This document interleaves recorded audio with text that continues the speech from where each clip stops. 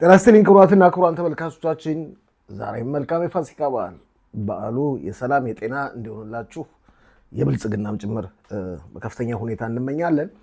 ተመልካቾቻችን በዛሬው ዝግጅታችን ትኩረት የምናደርገው በአዛ ተጨባጭ ሁኔታ ላይ ይሆናል። ከዛም አልፎ ተርፎ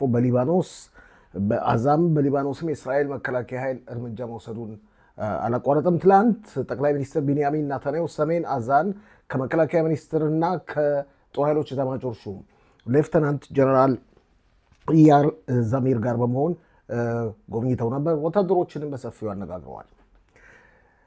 ሌላው ትልቁ ዜና ማለት የሚቻለው የፋሲካ በዓል በደመቀ ስነ ስርዓት እየተከበረ ነው። የክርስቲያኖች የፋሲካ በዓልም እየተቃረበ ነው።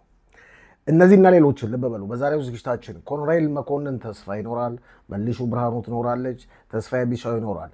ሌሎችንም ጭምር በዝግጅታችን እናቀርባለን። ልክ በ2 ሰዓት ጠብቁን። ሼር፣ ሰብስክራይብ እና ላይክ ማድረጋችሁን እንዳዘነጉ።